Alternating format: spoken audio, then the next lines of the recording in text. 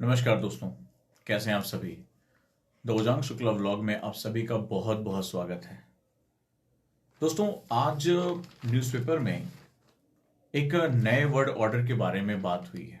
New world order, जहां पर दैनिक जागरण के एडिटोरियल में दांव पर संयुक्त राष्ट्र संघ की साख, इससे लेकर हर्षवीर पंत का एक आर्टिकल आया हुआ है और बहुत ही बेहतरीन आर्टिकल है।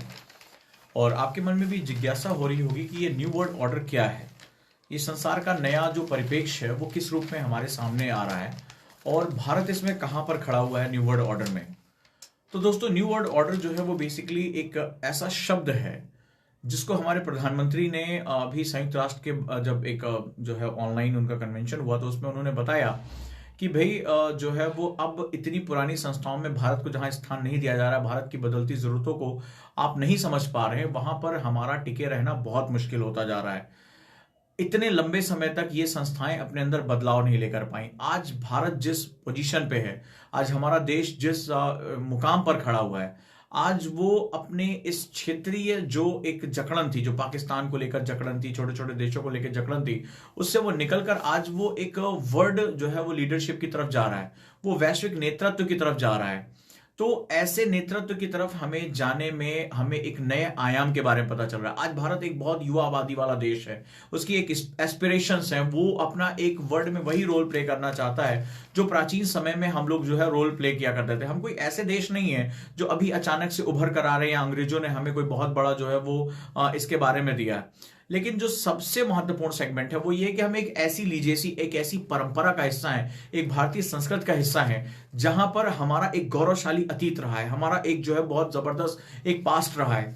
और वक्त है कि इस नई दुनिया में, इस जो नया बदलाव हो रहा है, वहां पर जहां पर पूरा केंद्र जो है वो एशिया की तरफ आ रहा है, उसमें भी भारत एक बहुत महत्वपूर्ण भूमिका निभा सकता है। इस निभाने के पीछे जो सबसे बड़ा रीजन है वो ये है कि एक तो सबसे बड़ी बात, हमारी जो परंपराएं हैं बहुत समृद्ध हैं। हमारा इतिहास बताता है कि हम कभी भी प्राचीन काल में कभी किसी देश के ऊपर आक्रमण नहीं किया। हम बहुत शांतिप्रिय लोग रहे हैं और हम जो है वो एक वसुधैव कुटुंबकम यानी समस्त विश्व के नागरिकों में विश्वास करते हुए उनकी भलाई के बारे में बात करते हैं। जिस देश की माटी में कहा जाता था सर्वे भवन्तु सुखिनः सर्वे सन्तु निरामया सर्वे भद्राणि पश्यन्तु मां कश्चित् दुःख भाग् भवेत्, यानी सभी सुखी हो, सभी निरोगी हो। इस विषय पे हम बात करते जा रहे हैं। यानी कि जो हमारी भावनाएं रही वो हमेशा से वैश्विक रही हैं, वो मानवता के सिद्धांत यानी ह्यूमैनिटेरियन प्रिंसिपल्स पे हमेशा जो है सर्वोत्तम रही हैं। इसका सीधा सा मतलब है कि अब वो समय आ चुका है जहां पर हमें अपने इस नए वर्ल्ड ऑर्डर में अपनी जगह को तलाशना पड़ेगा। हम अमीर देश, ताकतवर देशों के पिछलग्गू नहीं बन सकते। हमारी विदेश नीति सिर्फ पाकिस्तान हाईजैक नहीं कर सकता, या हम केवल पाकिस्तान को नीचा दिखाने या पाकिस्तान को जो है वो दुनिया के सामने जो है खड़ा कर देने में हम अगर अपनी बहुत बड़ी भलाई समझ रहे हैं तो वो ऐसी वास्तविकता नहीं है। आज हमारे एम्बिशंस, हमारे एस्पिरेशंस बहुत ऊंचे हो चुके हैं। आज हम विश्व को एक नेतृत्व देने की जो है वो क्षमता रखते हैं और हमने दिखा भी दिया। हमने वापस अपनी उन्हीं धरोहरों को, आज हमने वर्ल्ड योग डे मनाया, पूरी दुनिया उसको एक्सेप्ट कर रही है, स्वीकार कर रही है। योग के हमें फल दिखाई पड़े। आज भारत का आयुर्वेद इस कोरोना काल में दुनिया के जो है सर पे चढ़ के बोल रहा है। अमेरिकन जो है वो जिस दूध और हल्दी को हम प्राचीन समय से पीते चले आ रहे हैं, उसको गोल्डन मिल्क के नाम से जो है वो वहां पर उसको पीते हुए घूम रहे हैं और वो समझ रहे हैं कि इससे इम्यूनिटी कितनी बढ़ती है। हमारी जो परंपराएं नहीं है, हम सूर्य जिसकी पूजा करते चले आ रहे हैं, आज हम इंटरनेशनल सोलर अलायंस में आज हम तमाम दुनिया को बता रहे हैं कि जो है क्लीन एनर्जी के साथ हम दुनिया को एक नया रास्ता दे सकते हैं और इंडिया धीरे धीरे सोलर हब में कन्वर्ट होता चला जा रहा है, परिवर्तित होता चला जा रहा है। ये चीजें क्या बता रही हैं? ये चीजें बता रही हैं कि वक्त आ गया कि हम हिंदुस्तानी अपनी इन छोटी छोटी जो हमारी पहचानें हैं, धार्मिक, जातीय, इनसे निकलकर भारतीय होने की परंपरा के साथ साथ हम विश्व मानव यानी कि वर्ल्ड ह्यूमन के रूप में अपने आप को दुनिया के सामने रख सकें।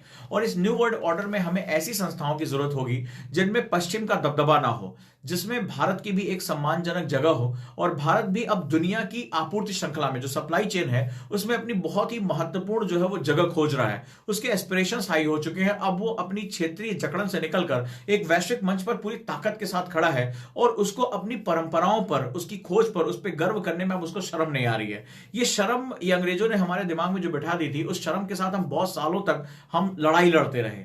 लेकिन अब वो समय आ गया कि हम उस शर्म, उस झिझक से निकलें और हम गर्व करें कि हम भारतीय एक बहुत समृद्ध परंपरा का हिस्सा रहे हैं। हम एक ऐसी ताकत का हिस्सा रहे हैं जिसने संसार को अर्बनाइजेशन, एक सिविल सभ्यता से अवगत कराया था, उसको जिसको हम हड़प्पा सभ्यता कहते हैं। तो ऐसी सभ्यताएं जो होती हैं वो समय के साथ उस पर एक धूल केवल जमी है, वो सभ्यता खराब नहीं हुई है। तो न्यू वर्ल्ड ऑर्डर में अब समझा जा रहा है कि जो हमारे बहुत बड़े आर्थिक, सामाजिक, राजनीतिक, सोशियो पॉलिटिकल, इन सब में हमें बहुत बड़े बदलाव की जरूरत है। और अब भारत जो है वो बहुत ही आत्मविश्वास के साथ, बहुत ही शिद्दत के साथ अब वो वर्ल्ड ऑर्डर में अपनी भूमिका को सुनिश्चित करना चाहता है, सप्लाई चेन में जाना चाहता है। और वो समझ चुका है कि अब विश्व को उसकी बहुत बड़ी जरूरत है और ये बहुत मौका है जिसपे वो ये दुनिया से कह सके, संयुक्त राष्ट्र जैसे जो है वो ऑर्गेनाइजेशन से कह सके कि अब अगर आपने बदलाव नहीं किया तो अब आपकी जो अस्तित्व है इसी पे क्वेश्चन मार्क होना चाहिए। क्योंकि 1 अरब 30 करोड़ की आबादी वाले देश की अगर आप जन आकांक्षाओं को आप सम्मान नहीं दे सकते, आप जो है उसको वैल्यू नहीं दे सकते, आप इतने सालों में परिवर्तन की तरफ जा नहीं सकते, तो फिर आपका जो है अस्तित्व, या तो हमें आप पे ऊपर क्वेश्चन लगाना पड़ेगा या आप बदलाव के लिए तैयार रहें। और पहले भी कहा गया है कि जो चीज समय के हिसाब से बदलती नहीं उसका नष्ट हो जाना बहुत जरूरी होता है, या वो नष्ट हो ही जाती है, नष्ट होना उसकी नियति होती है। तो दोस्तों ये एक बहुत ही महत्वपूर्ण जो है वो एक बात है, एक महत्वपूर्ण आयाम है। और मैं उम्मीद करता हूं कि इस न्यू वर्ल्ड ऑर्डर में जो भी परिवर्तन होंगे, भारत सिर्फ इन संस्थाओं के साथ न जुड़े, भारत अपने लिए स्वयं की संस्थाओं को देखे। और तमाम अफ्रीकन कंट्रीज हैं, तमाम एशियाई कंट्री है जो भारत के नेतृत्व को स्वीकार करना चाहती हैं, वो चाइना के जो साम्राज्यवादी नजरिया है, जो इंपीरियलिस्टिक उसका एटीट्यूड है, उससे बाहर निकलकर भारत की जो समता, समानता, सबको साथ लेने की क्षमता, उसमें वो विश्वास करती हैं। लेकिन सवाल है कि दूसरे आप पर तभी विश्वास करेंगे जब आपको खुद पर विश्वास होगा। जब भारत अपनी छोटी छोटी चीजों से निकलकर, अपनी इस जातीय, धार्मिक, जो क्षेत्रीय पहचानों से निकलकर जब वो विश्व लीडर बनने की तरफ, वो विश्व के नेतृत्व करने की तरफ तैयार होगा, जब वो खुद में भरोसा करेगा कि हाँ हम कर सकते हैं, तो दुनिया के देश उसके ऊपर अपने आप ही भरोसा करना शुरू कर देंगे और भारत स्वयं की संस्थाओं का निर्माण कर सकता है। अगर इंडिया को इस न्यू वर्ल्ड ऑर्डर में अपनी एक ताकतवर पोजीशन बनानी है, अपने लिए सम्मान अर्जित करना है, तो उसे पश्चिम के बनाए संसाधनों के सामने कटोरा लेकर गिड़गिड़ाने की आवश्यकता नहीं है। भारत इतना सक्षम है, भारत इतना ताकतवर है कि भारत स्वयं के लिए अपनी संस्थाओं का निर्माण कर सकता है। लेकिन समस्त भारतवासियों को अपनी छोटी छोटी पहचानों से निकलकर, अपनी स्मॉल आइडेंटिटी से निकलकर भारतवासी होने के एक गर्व के साथ जीना होगा और यह बताना होगा कि हम अगर विश्व के लिए काम कर सकते हैं, हमारे लोग जाकर विश्व की कंपनियों में हिस्सा बन सकते हैं, तो हम अपने लिए खुद के संसाधन क्यों नहीं क्रिएट कर सकते? हम उस महान आत्मा की जागृति क्यों नहीं कर सकते जिसने कभी इस पूरी दुनिया में अपनी विजय पताका फहराई थी? अपने इस सद्भाव से, अपने इस ज्ञान विज्ञान की वजह से पूरी दुनिया में हमारी पहचान हुई थी और हमें उसी पहचान को वापस लेकर आना है। हमें कोई नई चीज हासिल नहीं करनी है, हमें बस पुरानी अपनी धरोहर को झाड़ पोंछ कर, उसको चमकाकर दुनिया के सामने रखना है कि ये हम भारतीय हैं, हमारी ये पहचान है और हम कितनी समृद्ध परंपरा का हिस्सा रहे हैं। तो ये न्यू ऑर्डर बहुत तेजी से चेंज हो रहा है और समय ऐसा आ रहा है कि जहां भारतवासी और भारत के लोग, भारतीय नेतृत्व, ये इस ताकत को पहचानने की तरफ आगे बढ़ रहा है। आप भी इस विषय पे क्या सोचते हैं मुझे जरूर बताइए, क्योंकि वो समय बदलाव का है और अब विश्व को यह बात समझ जानी चाहिए कि 1 अरब 30 करोड़ भारतीयों की ऊर्जा सिर्फ संख्या नहीं है, वो निरर्थक नहीं है। भारत एक भीड़ वाला देश नहीं है। 130 करोड़ मस्तिष्क है हमारे पास, 130 करोड़ से ज्यादा विचार है हमारे पास, 130 करोड़ लोगों की ऊर्जा का सम्मोहन है हम लोग, और डेफिनेटली हम विश्व में वही स्थान हासिल करेंगे जो कभी स्थान हमारा था। आपका इस विषय पर क्या राय है? इस विषय पे आप क्या सोचते हैं? और न्यू वर्ल्ड ऑर्डर में इस महान सप्लाई चेन श्रृंखला में हमारी क्या भूमिका होनी चाहिए? क्या हम केवल तटस्थ बने रहेंगे या अब वक्त आ गया है कि हम आगे बढ़कर नेतृत्व का झंडा जो है उठाएं? भले चाहे हम पे आरोप लगे, भले चाहे हमें संघर्षों का सामना करना पड़े, भले चाहे हमें चीन पाकिस्तान के कार्टेल से लड़ना पड़े, लेकिन डेफिनेटली बिना संघर्ष किए तो बच्चा भी अपनी मां के गर्भ से बाहर नहीं आता।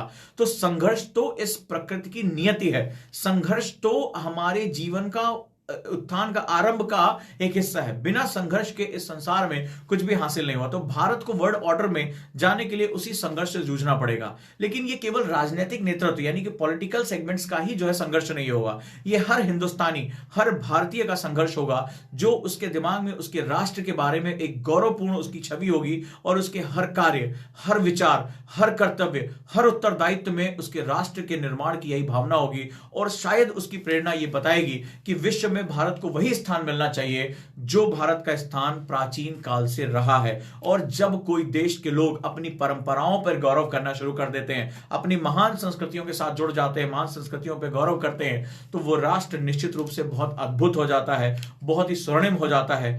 प्राचीन समय में हमारे पूर्वजों ने भारत की जो स्वर्णिम गाथा लिखी थी, जिसे सोने की चिड़िया कहा जाता था, वो यही था।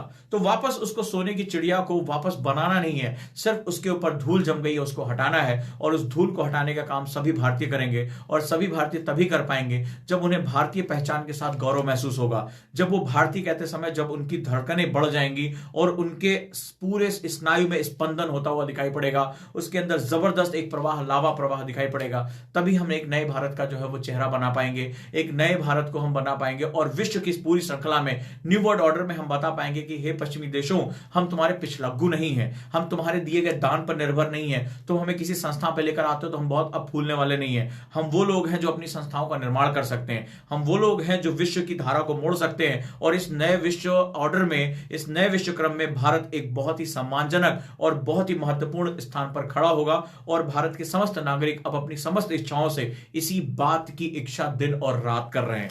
लेकिन दोस्तों, ये हम सभी का कर्तव्य है कि जितने भी मंचों पर, चाहे वो सोशल मीडिया हो, चाहे वो किसी भी तरह का मंच हो, हम कहीं पर भी बात कर रहे हो, हम जब भी अपनी बात कहें तो भारतीय होने की परम पहचान के साथ ही अपनी बात कहें।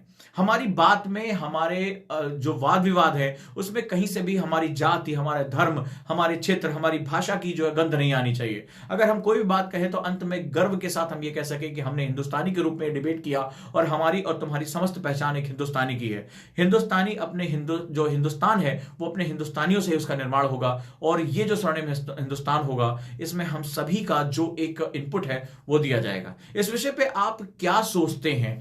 आप क्या समझते हैं? आपकी राय क्या है हिंदुस्तान के विषय में? आप अभी जो हालात हैं उसके बारे में आप क्या सोचते हैं? क्या समाधान हमारे पास मौजूद है? मुझे जरूर बताइएगा। मुझे दोस्तों आपका ये डिबेट, आपके जो आपके रुझान होते हैं, आपके जो विचार होते हैं, वो एक नए डायमेंशन को क्रिएट करते हैं। आखिर हम सभी को मिलकर एक उत्तरदायित्व है। एक शिक्षक के रूप में मेरे, जो आपसे मैं बात कर रहा हूं, मेरा उत्तरदायित्व है। एक छात्र के रूप में आपका उत्तरदायित्व है कि अपने दोस्तों, अपने सहपाठियों से इस विषय पर बात करें। जब बात करें तो कहीं देखें सावधानी से, कहीं आपके वर्ड से हिंदुस्तानी गायब तो नहीं है, भारतीय गायब तो नहीं है, इंडियन गायब तो नहीं है। कहीं आप छोटी छोटी पहचानों के लिए संघर्ष तो करते हुए नहीं दिखाई पड़ रहे हैं। कहीं आपको यह एहसास तो नहीं हो रहा कि भारत की उस गरिमाशाली अतीत का, जिसका हम लोग हिस्सा रहे, और एक स्वर्णिम भविष्य जिसका दुनिया इंतजार कर रही है, कहीं मेरी बातों से, मेरे कामों से, मेरे पोस्ट से कहीं उसको नुकसान तो नहीं पहुंच रहा है। बहुत ध्यान से इस बातों को समझते रहिएगा और जब भी मौका मिले आप कोशिश करिए कि भारत की इस महान गाथा में